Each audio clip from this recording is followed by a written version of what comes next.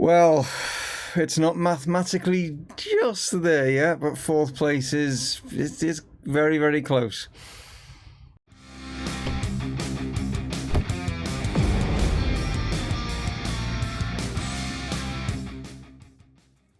Hello guys and welcome to Dreaming is Possible here with Chesterfield, and yes, we are a whisker away.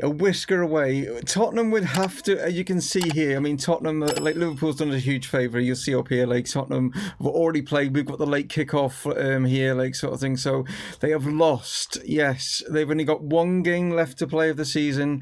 They can only be, if we lose our remaining two games, they win their final game, they'll be on exactly the same points, but our goal difference is so big that they'd have to win that game probably 20-0 or something like that in order to get fourth spot. So like I say, it's not mathematically possible, but it's looking pretty damn good. That's what I'm saying. We've got two games left of the season. We play Southampton, which is first coming up, and then we play Newcastle. So they're not like, game defining, sort of like, they're not any of the big six, they're not any of the bottom, they're sort of like two mid-table kind of sides, not got that much to play for, and it doesn't really matter to a degree of like whether we win both either. I think we can say that we're going to be in the Champions League next season, which is a huge, considering like, the last couple of episodes has been a little bit sort of like on a downer, we're like getting knocked out the FA Cup, and getting knocked out the Europa League, and but yeah, I think the fact that we've won the Carabao Cup, remember that guys, we've won the Carabao Cup this season, which is huge, and now it looks like we're going to be in the Champions League. Yeah, without further ado, let's get into today's game and hopefully seal it mathematically. That's what we want to basically do. I was just noticing over here with this is something we'll go into in obviously the extra time video, but Kylian Mbappe absolutely smashing it with the amount of goals compared to like anyone that's close. I mean, it's Charlie Lawrence who's actually an equal second there, but 34 goals, wow. Yeah, didn't really stand a chance there. I mean, the fact that Liverpool again, that's another thing that's happened. Liverpool are champions again. They got off to a really poor start, but then yeah, just run away with it again. That gives them 6 league titles in a row now. They've won, which is fantastic from my point of view because I'm a Liverpool fan. But yeah, that's madness, isn't it? 6 in a row, that is absolutely madness. But in real life, who knows? That might not happen. Who knows whether there's We won't talk about Mr. COVID-19. Let's all think that if you are. I mean, for me, I've been self-isolating for the last 8 years, so for me, it's nothing new. But you guys, like, the fact that if you're off school, college, work, whatever it be, I hope you've joined me to take you through, like, being stuck at home and stuff like that. It's not all doom and gloom to be stuck at home. Don't get worried, guys. But like, if you have got like loved ones out there that are getting affected by this, then my thoughts go out to you, like, and fingers crossed that that they get a cure for this fairly soon. But anyway, that's enough of that. Let's get into the football, and like I say, let's take on Southampton. So here are the two lineups then going into this one. We're going with our like normal 4-2-3-1 isometric formation. We've got Timo Horn that's going to be in goal. Ollie Clay is going to actually be playing at right back because we've got issues with our two main right backs, like Richard Wyatt and Felipe Cruz are both out injured, so luckily Ollie can play both sides, so he's going to play at right back. Janssen and Arifi are going to be the two centre backs, with Marsden in the left back role. We've got Drea captaining along with Neto, Martin Neto, that is, in the middle. We've got Pedro Neto out on the wing. We've got Keena as playing as the cam, Ollie Watkins out on the left side, and Appleby is up front. We have got a few injuries throughout the lakeside and stuff, so this is like the fittest side that we can actually put out, but there we are. I'm just going to have a look through here. Let's see, anyone jumping out? No one's really jumping out there from the sort of like Southampton side. I've just noticed on the bench we've still got Danny Ings there, like, but yeah, no one of note, I suppose. But yeah, let's see how things go, shall we? So the Proact Stadium will be rocking, hoping to congratulate the team on reaching Champions League after this game, as Watkins now has the ball and he surges into the box, and it's a bit of a poor effort at the end of it. It was a nice little bit of like sort of acceleration, but then nothing came of it. Well, Martin Neto was just pulled up with a hamstring after only 7 minutes in. That's not good. Ball blade in from the box, not able to get there. It's going to come out here to Ollie Clay here, but I'm going to have to take Martin Neto off. He's got a hamstring, and that ball's gone all the way over here. Watkins will actually keep that one in. It wasn't the best of balls in. He's now played. It's a bit weird, the crossing at the moment. I don't know what they're doing. Ollie Clay plays it back. Here is Harry Marsden now. What can he do? He can score. Harry Marsden is on the score sheet for only the 3rd time this season. And I say only, I mean, he's a left back, you know what I mean? He's not supposed to be scoring that many goals, but wow, he just thought, well, why not? No one else seemed to be wanting to do anything. Ollie Clay sees the run here of him. He picks it up. He goes past the one defender. No one really wants to challenge him, and just, slots it in nicely past the keeper. And we are leading by a goal to nil. So just going to swap him with Nkunku, going to give him sort of like a run out for the pulled hamstring of Martin Neto. So we get again another injury to add to our list at the end of this season. We're not going good as Ollie Clay puts this one in, but cleared away easy enough. It's come here to Harry Marsden, plays it across. Watkins should have done better there, but it's gone out for a corner. Ollie Watkins on this side. No, it's not. It's Keener, actually. Sorry. Keener plays that one in. There's a good chance for a reefy, but not able to get there. So Ollie Clay picks this up now in the right back role. Goes past one. Still, well, I say goes past one, but it's a lovely ball in. Watkins this time, but no, not denied again by Fleming in goal. We should be 3-0 up by now. Clay now puts this one in. Far stick. Oh, and is that a penalty? Referee is blown, but Appleby did hit the deck. He's gone to check VAR, and it has come up as a penalty. Troost Ekong, it was that brought down Appleby's. Keener slots that one away, and we are 2-0 up, and it looks like, we're now definitely guaranteed Champions League football mathematically now at the end of this one by leading, like I say, we're only 15 or 16 minutes or so in, and we're leading by 2 goals to nil, and it's looking quite comfortable at the moment. Marsden with the throw in now, finds Keener. Here's Watkins now. Ollie Watkins now goes for it, and wow, did that take a deflection or something? That just that was bizarre. It didn't look like that good of an effort, but the keeper was fooled by it. I don't know if we'll see maybe better from here as it took a deflection or not. But Ollie Watkins just surged forward here, still going. I think it might have. I think Ekong has just had a bit of a nightmare, hasn't he? He's given away the penalty, and I think he's lashed out with his foot, and I think it's just caught the top of his shin or something, and maybe just took it away from the keeper, and it's 3-0 now. So free kick now as we just get close to half time. Ollie Clay goes to the far stick, and maybe there's a chance. Comes to Ollie Watkins, and that should have maybe been number 4, but we'll take 3 as we go into the break. And looking very comfortable. As you can see, Southampton have only managed 1 shot on target for them, and we're just looking very comfortable right now.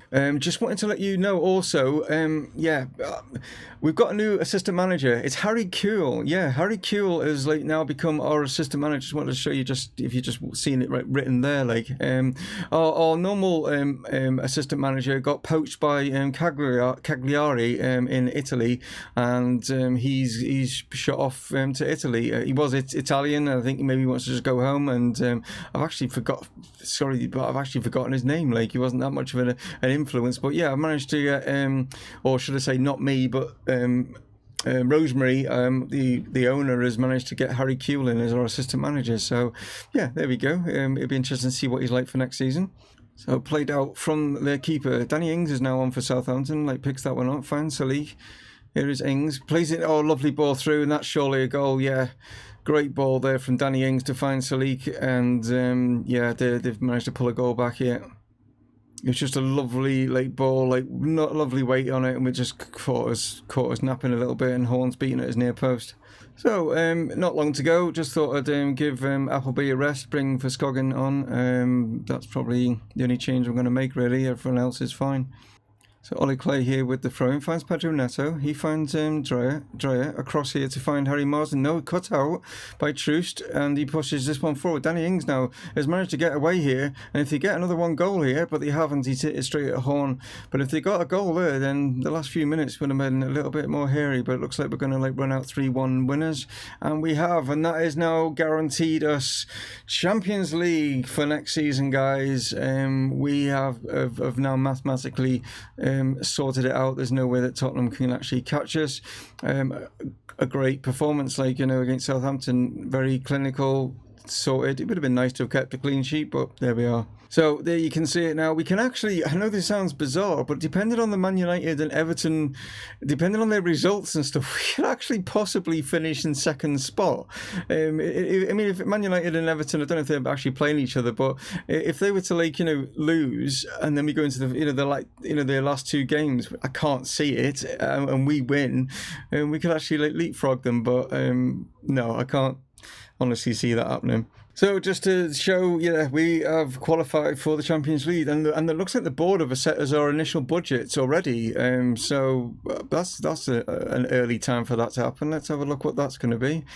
And we have got a £93 million budget for next season, with a 2.8 for wages and stuff like that. So yeah, pretty decent. I've spent some money, like I say, already on a couple of centre backs. We've already established that they're going to be coming in.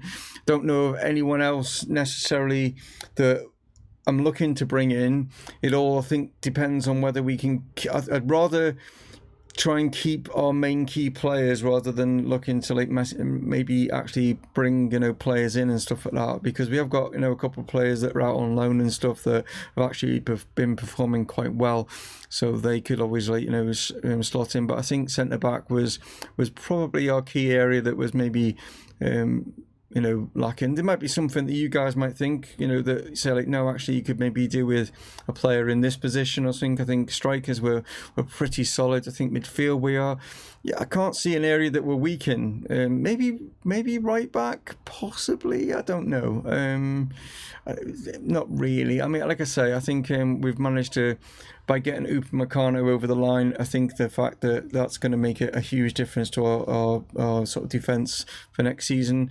And his experience will go well, for, like I say, being in the Champions League. So, final game of the season, yes. And as you can see, we're away at Newcastle. The weird thing is, yes, this is the weird thing I said about Everton and Manchester United. If they lost their last two games, we could finish second. Well, they have lost one of those. Both of them have lost. Everton lost to Chelsea and Manchester United have lost to Manchester City. So Everton play Watford and Manchester United play Bournemouth. If for some weird, bizarre reason there was a lose and we win, we finish second. I can't see it. I can't see it at all. The both of them are both at home. They've got fairly easy opposition. I can't see them throwing it away.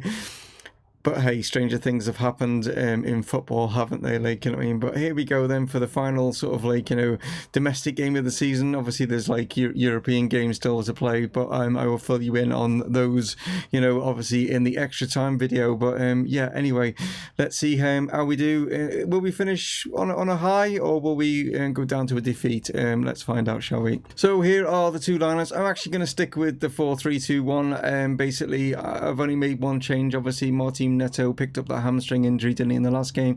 So Ben Clay comes in, just replace him. Apart from that, I've not got much choice, really. Most players are out injured, so this is the best lineup that I can muster together. So like I say, apart from that, it's the same lineup as what we took on against Southampton. So like I say, with the league table, it's going to be very interesting, but like I say, I can't see Everton and Man United throwing things away. You know what I mean? Just I mean, it doesn't mean anything. We're all three of us are going to be in the Champions League, but it's just a case of obviously if you finish higher up, the more money you get, don't you, sort of thing. And there's a great chance here as Keane has just got through, and he's got to finish, and he does. We absolutely just broke away there, and Newcastle were left sort of trailing in the path of Keane as he just surged forward, and they were pushing up very much, very high. Watkins here, as you can see, pushes through, and Keane is just a one-on-one now with the keeper and doesn't disappoint. So as things stand, we've actually moved up to third at the moment. As you can see, Everton are beating Watford, so that's put them into second. I can only see a matter of time before Manchester United get a result against Bournemouth, but here comes Pedro Neto, but that's a bit of a poor effort there. Everton now 2-0 up, if you look just below the league table there. So, and you can see also Manchester United are a goal up against Bournemouth. So, we're back in fourth now. So as we come into half-time, it's fairly even on the shots, but we are leading by that single goal. And, we're a little bit boisterous with 3 yellow cards already in the first half. But, we're I'd say, fairly in control. So free kick here as Ollie Clay positioned himself over this one. Going to probably lay this one in towards the back post, and he has done. And Jansen's in. Bo Jansen has got his first goal for the club. What a time to get it! Last day of the season, and Bo Jansen has come in, and it doesn't get obviously the game time and stuff like that. I've just brought him in through from the under-23s because of injuries and stuff like that, and great finish from the centre back there. Dreyer now goes long. Appleby's got in behind here. It's a great shot opportunity, and that is 3. And surely that is all 3 points for us. And we're just catching Newcastle out, like, you know what I mean? They're playing such a high line, and we're just too quick on our counter attacks here. Dre just a straight ball over the top, and Appleby's away, and they just can't catch him. And it's what the keeper positioning was terrible, and what a finish there from Appleby to get his 19th of the season. So Ollie Clay pushes this one over the top, and again we're in. And Appleby surely, I was going to say he's got his 20th, but no. I think it might have been classed as offside because he's not gone to a corner. Ollie Clay with the throw in now, finds Ben Clay's brother.